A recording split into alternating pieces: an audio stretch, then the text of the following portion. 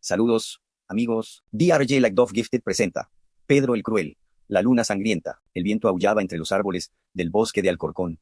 Un lamento helado que se colaba hasta los huesos. Habían pasado semanas desde mi último encuentro con el espectro de Pedro el Cruel. Semanas en las que había intentado convencerme de que todo fue una pesadilla, una alucinación, producto del miedo y la soledad. Pero cada noche, al cerrar los ojos, veía su rostro desfigurado por el odio, su armadura oxidada, goteando una sustancia oscura que no era agua. Vivía en un estado de alerta constante, sautando, anchi, cada sombrau, cada crujido de una rama. Decidí que no podía seguir así. La curiosidad, esa peligrosa llama que nos empuja hacia el abismo, me consumía. Necesitaba respuestas. ¿Por qué yo? ¿Por qué en ese bosque? Me sumergí en libros antiguos, en legajos polvorientos, guardados en la biblioteca municipal, buscando cualquier mención a Pedro I de Castilla que se saliera de la historia oficial. Y entonces lo encontré, un pequeño diario encuadernado en cuero, escrito por un fraile del siglo XIV llamado Mateo. El fraile Mateo describía con una caligrafía temblorosa los últimos días del rey. No hablaba de batallas ni de política, sino de una locura creciente, una obsesión con la magia negra y los rituales prohibidos. Según el diario, en las noches de luna llena, el rey se adentraba solo en el bosque de Alcorcón, no iba a cazar,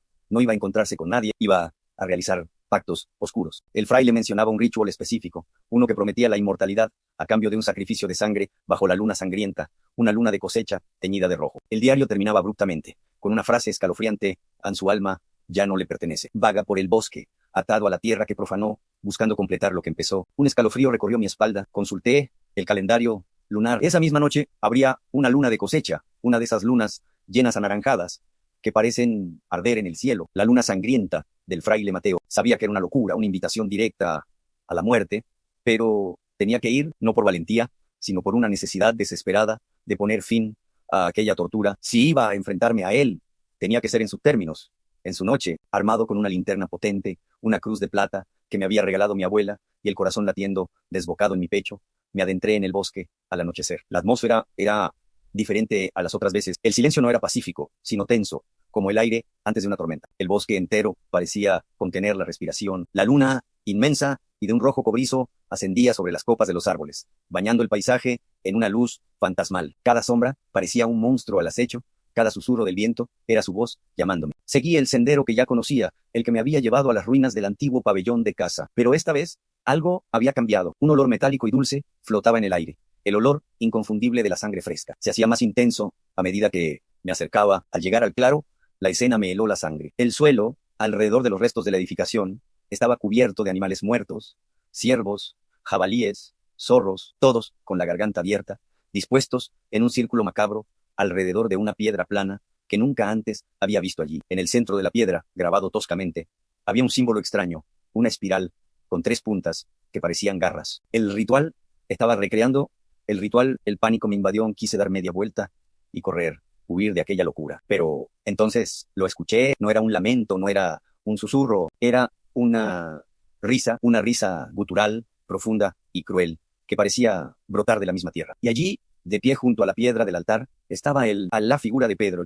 El Cruel se materializó desde las sombras, más nítida, más sólida que nunca. La luz de la luna sangrienta se reflejaba en su armadura, dándole un brillo rojizo. Ya no era solo un espectro, parecía tener cuerpo, tener peso. Levantó una mano enguantada y señaló hacia mí. Su voz resonó en mi mente, no en mis oídos. Has venido. El cordero curioso vuelve al matadero. Creíste que podías entenderme, que podías detenerme. Necio caminó lentamente hacia mí, sus botas metálicas aplastando la hierba mojada. Cada paso era un martillazo en mi pecho.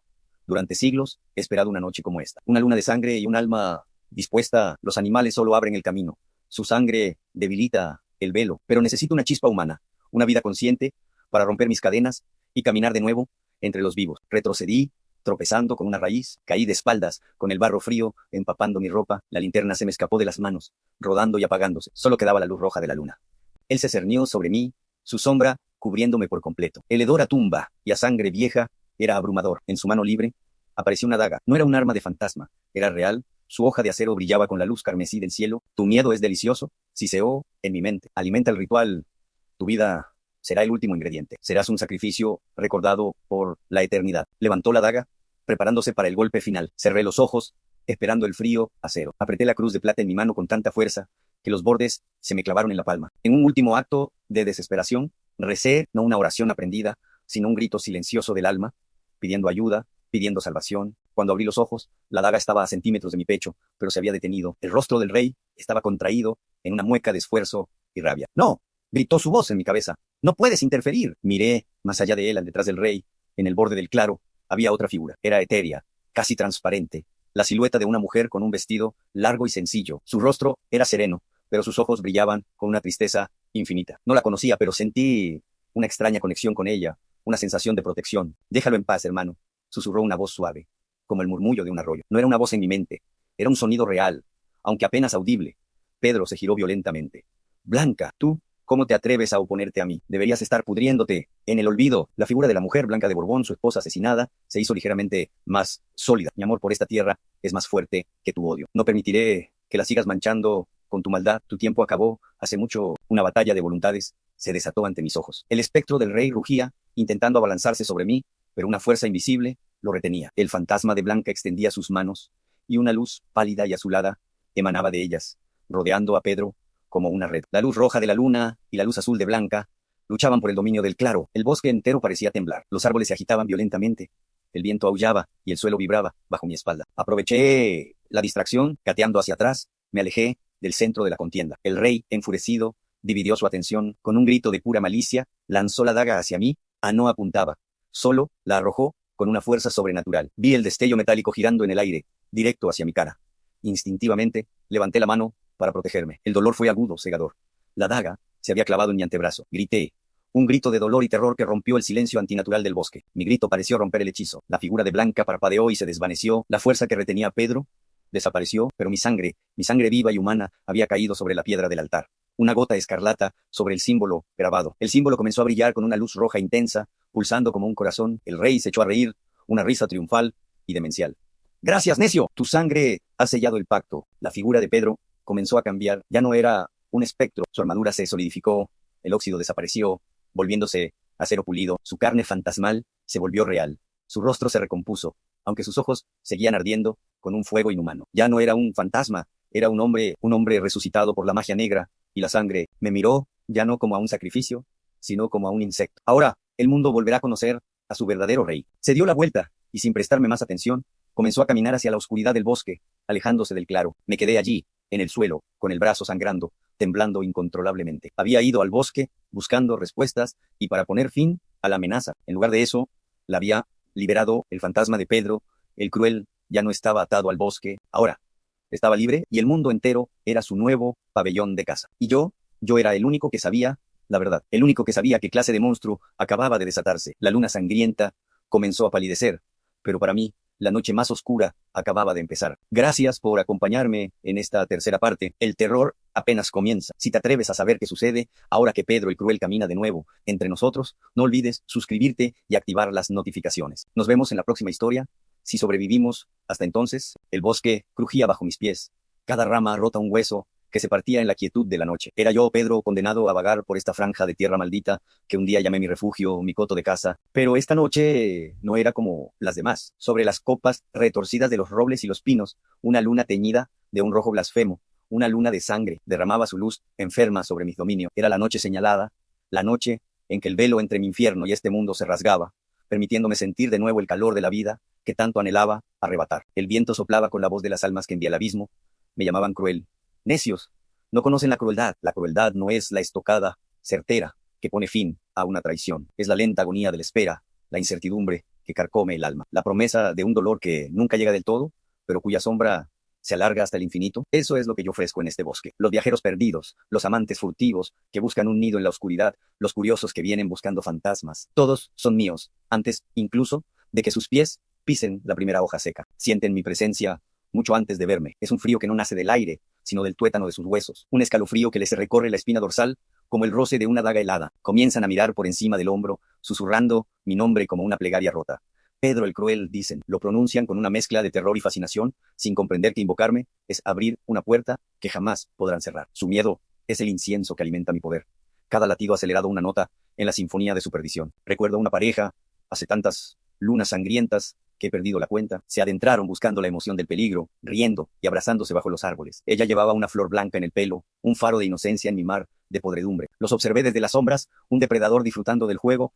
Comencé sutilmente, un susurro con la voz del viento, imitando el nombre de él, en el oído de ella, se detuvieron. ¿Has dicho algo?, preguntó ella, la sonrisa borrándose de su rostro. Él negó, la confusión tiñendo su mirada. Entonces el juego se volvió más directo. Moví las ramas para crear sombras danzantes, siluetas que parecían hombres ahorcados, balanceándose al compás de una brisa inexistente. El sonido de una armadura arrastrándose sobre la hojarasca, justo detrás de ellos, les hizo gritar. Corrieron, presas del pánico, tropezando con raíces que parecían garras salidas de la tierra para atrapar sus tobillos. La flor blanca de ella cayó al suelo, y al instante la pisé con mi bota espectral, marchitándola hasta convertirla en polvo negro. Los acorralé junto al viejo arroyo, cuyas aguas, esta noche, reflejaban el rojo del cielo como si fuera un río de sangre. Allí me materialicé, no como un espectro traslúcido, sino con toda la solidez del odio que me consume. Mi armadura, oxidada por siglos de rencor, goteaba la esencia misma de la desesperación. Mi rostro, el que una vez fue el de un rey, era ahora una máscara de furia eterna. Mis ojos, dos pozos vacíos que prometían una eternidad de tormento. El grito de ella fue ahogado por el de él,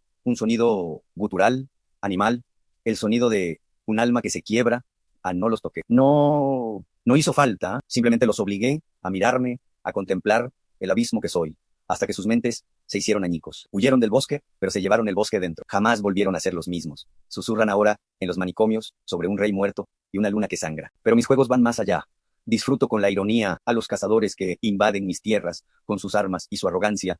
Les doy caza yo. Les hago seguir rastros falsos, huellas de un ciervo gigantesco, que los adentran cada vez más en el corazón del laberinto vegetal. Cuando están irremediablemente perdidos, cuando la sed y el hambre nublan su juicio, es cuando empiezo a imitar los sonidos. El llanto de un niño perdido, la petición de auxilio de una mujer. Corren hacia el sonido, esperanzados, solo para encontrar el silencio y la oscuridad más profundos. Y entonces, cuando la desesperanza los aplasta, escuchan mi risa, una risa que no resuena en el aire, sino dentro de sus cráneos. Una vez, un erudito vino a buscarme, un hombre de libros y razón, armado con crucifijos y agua bendita. Creía que podía entenderme, que podía exorcizarme. Pobre iluso, lo dejé acercarse a mi tumba profanada, el epicentro de mi poder. Mientras recitaba sus letanías en un latín tembloroso, yo me divertía, alterando su percepción. Hice que las palabras de su libro sagrado se transformaran en insultos y blasfemias. El agua bendita en su frasco comenzó a hervir, quemándole la mano. El crucifijo de plata se retorció en sus dedos, como una serpiente de metal al rojo vivo. Cayó de rodillas, su fe hecha pedazos, y entonces le hablé,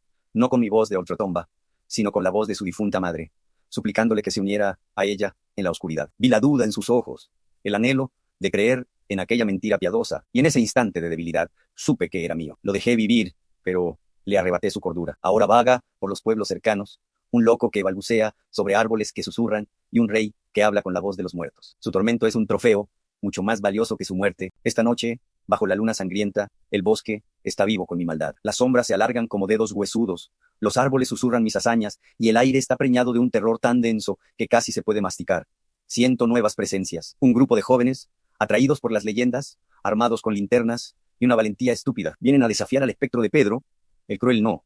Saben que no se puede desafiar a lo que ya ha ganado, ya puedo oler su miedo, es un perfume dulce y embriagador, están a punto de entrar en mi teatro de la crueldad. Y yo, el director, el actor principal y el único espectador que importa, estoy listo para comenzar la función. Sus gritos serán la música, sus lágrimas el aplauso y sus almas rotas, el recuerdo que me acompañará hasta la próxima luna de sangre. El viento aúlla entre los árboles del bosque de Alcorcón, pero no es el viento, soy yo, riendo porque el juego está a punto de empezar de nuevo. Y yo nunca me canso de jugar. Claro, vamos a hacer que esto suene más atractivo y fácil de seguir. Aquí te van, vamos a desarrollar el siguiente capítulo y también haremos un resumen de lo que pasó en el último. ¿Listo para la aventura? Continúa el capítulo siguiente.